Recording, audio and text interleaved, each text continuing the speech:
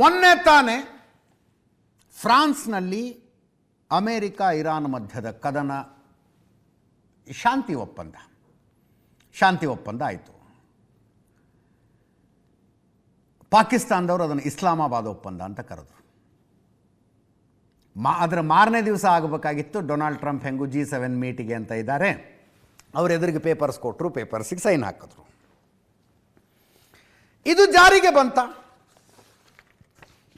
ತಕ್ಷಣದಿಂದಲೇ Hormuz ಜಲಸಂಧಿ open ಅಂದರು. ಈ ಕೆಳಗಡೆ ಬ್ರೇಕಿಂಗ್ ನೋಡ್ತಾ ಇದ್ದೀರಿ, ಮತ್ತೆ ಬಂದ್ ಮಾಡ್ತು ಇರಾನ್. ಅದರ ಅರ್ಥ ಇದು ಇಲ್ಲಿಗೆ ಮುಗಿಯೋದಲ್ಲ ಅಂತ.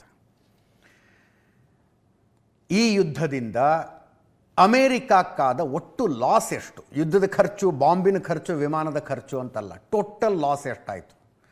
ಇನ್ಕ್ಲೂಡಿಂಗ್ ಆಯಿಲ್ ಪ್ರೈಸಸ್ ಎಷ್ಟು ಜಾಸ್ತಿ ಆದವು, ಇನ್ಫ್ಲೇಷನ್ ಎಷ್ಟು ಜಾಸ್ತಿ ಆಯಿತು, ಎಲ್ಲ ಸೇರಿಸಿ $132 ಬಿಲಿಯನ್ ಆಗುತ್ತೆ ಅಂತ ಮೂಡೀಸ್ನವರು ಒಂದು ರಿಪೋರ್ಟ್ ಕೊಟ್ಟಿದ್ದಾರೆ. $132 ಬಿಲಿಯನ್.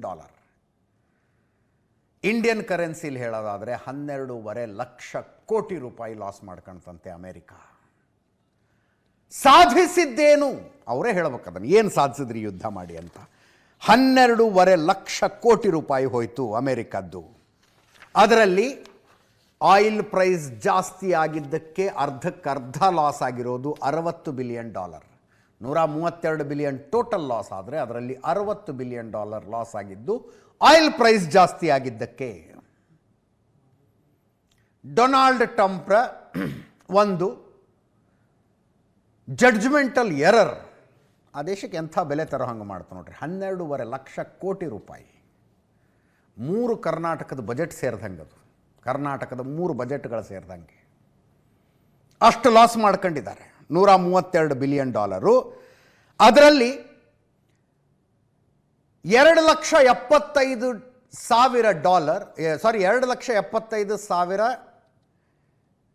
ಕೋಟಿ, 2,75,000 ಕೋಟಿ ಬರೀ ಯುದ್ಧದ ಹಾರ್ಡ್ವೇರಿಗೆ ಖರ್ಚಾಗಿರೋದು. ವಿಮಾನಕ್ಕೆ, ಬಾಂಬಿಗೆ, ದಾಳಿಗೆ, ಇವರ ವಿಮಾನಗಳ ಬಿದ್ದಾಗ ಆಗಿರುವಂಥ ಲಾಸ್ಗೆ $29 ಬಿಲಿಯನ್ ಆಗುತ್ತೆ. 2,75,000 ಕೋಟಿ ಅಂದರೆ. ಅಂತಿಮವಾಗಿ ಶಾಂತಿ ಒಪ್ಪಂದಕ್ಕೆ ಸಹಿ ಹಾಕಬೇಕಾಗಿ ಬಂತು.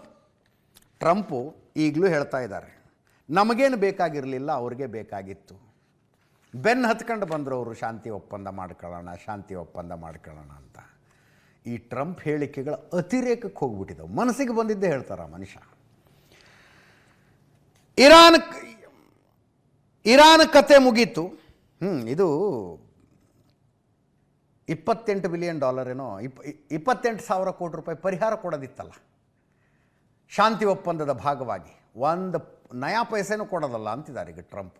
ನಯಾ ಪೈಸೆನೂ ಕೊಡಲ್ಲ ಅವ್ರಿಗೆ ಅಂತ. ಮತ್ತು ಸಹಿ ಹಾಕಿದ್ರಲ್ಲಿ ಅದು ಇತ್ತಾ ಇಲ್ವಾ ಗೊಂದಲ ಆಗ್ತಾರೆ. 14 ಅಂಶಗಳಿಗೆ ಸಹಿ ಹಾಕಿದ್ದಾರೆ. ಅದರಲ್ಲಿ 28,000 ಕೋಟಿ ರೂಪಾಯಿ, ಇಂಡಿಯನ್ ಕರೆನ್ಸಿಲಿ 28,000 ಕೋಟಿ ಆಗುತ್ತೆ ಅಂತ ಒಂದಿತ್ತು. ಇರಾನ್ನವ್ರು ದುಡ್ಡು ಕೇಳಿದ್ರು, ಅಮೇರಿಕದವ್ರು ಕೊಡೋದಿಲ್ಲ ಅಂದರು. ಆಮೇಲೆ ಅಷ್ಟೆಲ್ಲ ಕೊಡೋಕ್ಕಾಗೋದಿಲ್ಲ ಅಂದರು, ನೀವು ಕೇಳಿದಷ್ಟೆಲ್ಲ ಕೊಡೋದಕ್ಕಾಗೋದಿಲ್ಲ ಅಂತ. ಬೈ ಹುಕ್ ಆರ್ ಕ್ರುಕ್ ಇರಾನಿನ ಸುತ್ತಲಿನ ಅಮೇರಿಕದ ಮಿತ್ರ ರಾಷ್ಟ್ರಗಳಿಗೆ ಈ ಯುದ್ಧ ನಿಲ್ಲಬೇಕಾಗಿತ್ತು. ದುಬೈ ರಿಯಲ್ ಎಸ್ಟೇಟ್ 35% ಬಿದ್ದು ಹೋಗಿದೆಯಂತೆ.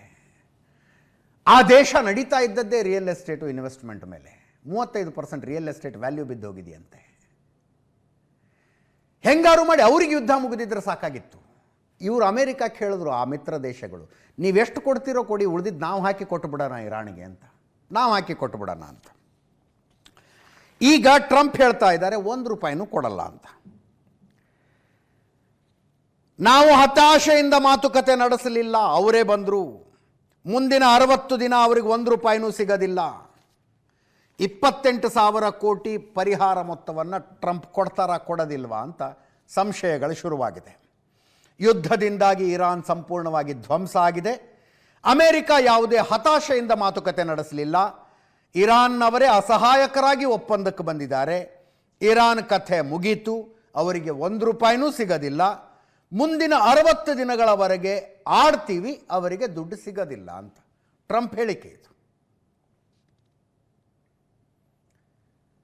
ಇದರ ಮಧ್ಯದಲ್ಲಿ ಈ ಇಸ್ರೇಲ್ನವ್ರು ಏನಂದರು, ಇರಾನ್ ಅಮೆರಿಕದ ಒಪ್ಪಂದ ನಮಗೂ ಇದಕ್ಕೂ ಸಂಬಂಧನೇ ಇಲ್ಲ ಅಂದರು. ಇಸ್ರೇಲಿನ ಅಸಲಿ ಯುದ್ಧ ನಡೀತಾ ಇದ್ದದ್ದು ಲೆಬನಾನ್ನಲ್ಲಿರುವ ಹಿಜ್ಬುಲ್ಲಾ ಭಯೋತ್ಪಾದಕ ಸಂಘಟನೆಯ ಮೇಲೆ. ಅವರು ಪೂರ್ತಿ ಸೌತ್ ಲೆಬನಾನನ್ನು ಆವರಿಸಿಕೊಂಡು ಬಿಟ್ಟಿದ್ದಾರೆ. ಅಮೆರಿಕಾದವರು ಇರಾನ್ನವರು ಶಾಂತಿ ಒಪ್ಪಂದ ಮಾಡ್ಕೊಂಡ್ರೆ ನಮಗೂ ಹಿಜ್ಬುಲ್ಲಾ ಮಧ್ಯದ ಯುದ್ಧಕ್ಕೂ ಅದಕ್ಕೂ ಸಂಬಂಧ ಏನು ಅಂತ ಇಸ್ರೇಲ್ ಹಿಜ್ಬುಲ್ಲಾನವರ ಮೇಲೆ ಲೆಬನಾನ್ನಲ್ಲಿ ದಾಳಿಯನ್ನು ಮುಂದುವರಿಸಿತು. ಇರಾನ್ ಕಂಡೀಷನ್ ಅದೇ, ಎಲ್ಲ ರೀತಿಯ ಕದನಗಳು ನಿಲ್ಲಬೇಕು. ನಮ್ಮ ಮೇಲೆ ನಡೀತಾ ಇರುವ ಕದನ, ನಮ್ಮ ಮೇಲೆ ಅಮೆರಿಕಾದವರು ಮಾಡ್ತಾ ಇರುವ ಯುದ್ಧ ಮಾತ್ರ ಅಲ್ಲ, ಲೆಬನಾನ್ ಮೇಲೆ ಇಸ್ರೇಲ್ನವರು ನಡೆಸ್ತಾ ಇರುವ ದಾಳಿಯೂ ನಿಲ್ಲಬೇಕು, ಅದು ನಮ್ಮ ಕಂಡೀಷನ್ನು ಅಂತ ಟ್ರಂಪ್ ತಿಪ್ಪರ್ಲಾಗ ಹಾಕ್ಬಿಟ್ರು. ಇಸ್ರೇಲ್ನವ್ರಿಗೆ ಹೊಡಿಬೇಡ್ರು ಅವ್ರಿಗೆ ಅಂತ. ಇಸ್ರೇಲ್ನವ್ರು ಕೇಳೋ ಸ್ಥಿತಿಲಿಲ್ಲ.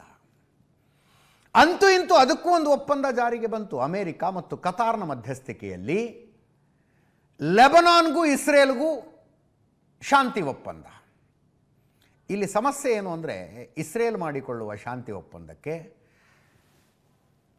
ಅಮೆರಿಕದ ಕಡೆಯಿಂದ ಅಮೆರಿಕದ ಸರ್ಕಾರ ಇದೆ, ಇರಾನ್ ಕಡೆಯಿಂದ ಇರಾನಿನ ಅಳಿದುಳಿದ ಸರ್ಕಾರ ಒಂದು ಶಾಂತಿ ಒಪ್ಪಂದ ಮಾಡಿಕೊಳ್ಳುತ್ತೆ. ಲೆಬನಾನ್ನಲ್ಲಿ ಹಂಗಲ್ಲ. ಅರ್ಧ ಲೆಬನಾನ್ ಮೇಲೆ ಹಿಡಿತ ಸಾಧಿಸಿಕೊಂಡು ಕುಳಿತಿರೋದು ಹಿಜ್ಬುಲ್ಲಾ ಭಯೋತ್ಪಾದಕ ಸಂಘಟನೆ.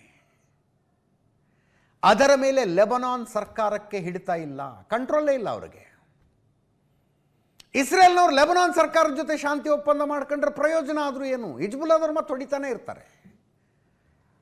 ಅಂತೂ ಇಂತೂ ಒಂದು ಒಪ್ಪಂದ ಅಂತ ಮಾಡ್ಕೊಂಡ್ರು ಹಿಜ್ಬುಲ್ಲಾದವ್ರು ಸುಮ್ಮನೆ ಇರಬೇಕಲ್ಲ. ಒಪ್ಪಂದ ಆಗೋದಕ್ಕಿಂತ ಮೊದಲು ಹಂಗು ಹಿಂಗು ಮಾಡಿ ಇವರು ನಮ್ಮನ್ನು ಸುಮ್ಮನಿರಿಸ್ತಾರೆ. ಒಪ್ಪಂದ ಸಹಿ ಹಾಕುವ ಕೊನೆಯ ಕ್ಷಣದ ತನಕ ಎಷ್ಟು ಸಾಧ್ಯ ಆಗುತ್ತೋ ಅಷ್ಟು ಬಾಂಬ್ ಹಾಕ್ಬಿಡೋಣ ಅಂತ ಇಸ್ರೇಲ್ನವ್ರು ಹಾಕಿದ್ರು ಸೌತ್ ಲೆಬನಾನ್ ಮೇಲೆ. ಒಪ್ಪಂದ ಸೈನ್ ಆಯಿತು. 24 ತಾಸಾದರೂ ಶಾಂತಿ ಇರಬೇಕಲ್ಲಿ. ಮತ್ತೆ ಶುರುವಾಯಿತು. ಇಸ್ರೇಲ್ ಲೆಬನಾನ್ ಮೇಲೆ ದಾಳಿ ಶುರು ಮಾಡಿದೆ. ಹಿಜ್ಬುಲ್ಲಾದವರು ಇಸ್ರೇಲ್ ಮೇಲೆ ದಾಳಿ ಶುರು ಮಾಡ್ತಾ ಇದ್ದಾರೆ. ಯಾರು ಮೊದಲು ಶುರು ಮಾಡಿದ್ರು ಅನ್ನೋದು ಅವರವರ ಪರ್ಸೆಪ್ಷನ್ ಅದಷ್ಟೇ. ಇಸ್ರೇಲ್ನ 4 ಜನ ಸೈನಿಕರು ಸತ್ತೋಗಿದ್ದಾರೆ. ಹಿಜ್ಬುಲ್ಲಾದ 47 ಜನರನ್ನು ಇಸ್ರೇಲ್ನವ್ರು ಕೊಂದಿದ್ದಾರೆ. ಇದಾದ ಮೇಲೆ ಇರಾನ್ ಹೇಳ್ತಾ ಇದೆ ಕದನ ವಿರಾಮ ಮುರಿದು ಬಿತ್ತು, ಶಾಂತಿ ಒಪ್ಪಂದ ಮುರಿದು ಬಿತ್ತು, ಹಾರ್ಮುಜ್ ಜಲಸಂಧಿ ಮತ್ತೆ ಬಂದ್ ಮಾಡ್ತೀವಿ ಅಂತ. ಕರೆಕ್ಟಾಗಿ 48 ತಾಸು ಓಪನ್ ಆಗಲಿಲ್ಲ ನೋಡ್ರಿ ಅದು ಹಾರ್ಮುಜ್ ಜಲಸಂಧಿ ಅನ್ನೋದು. ಮತ್ತೆ ಬಂದ್ ಮಾಡ್ತಾ ಇದ್ದಾರೆ. ಈಗ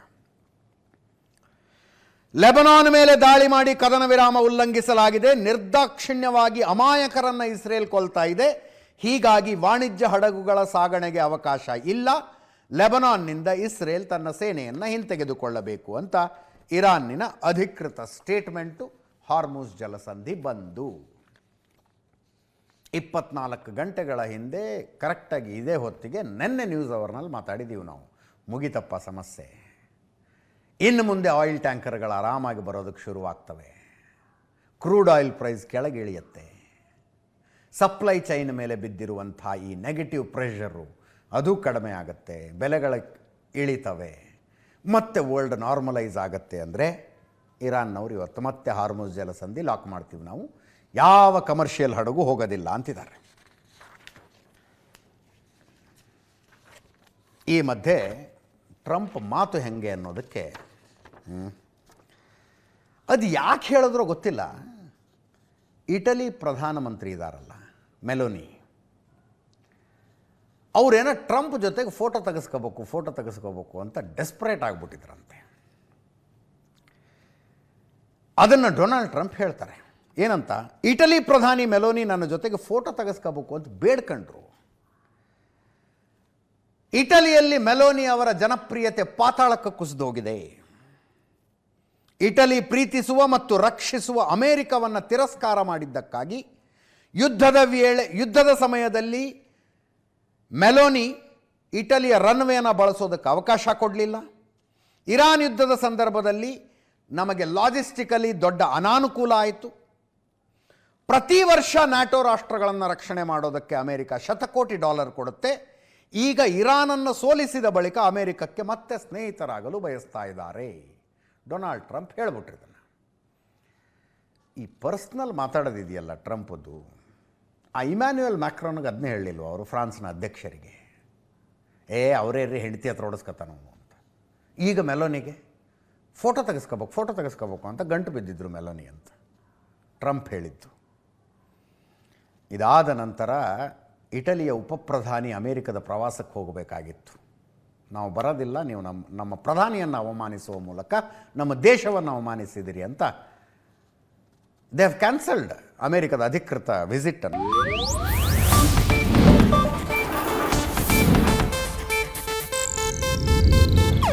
ಇದು ಏಷ್ಯಾನೆಟ್ ನ್ಯೂಸ್ ನೆಟ್ವರ್ಕ್ ಪ್ರಸ್ತುತಿ.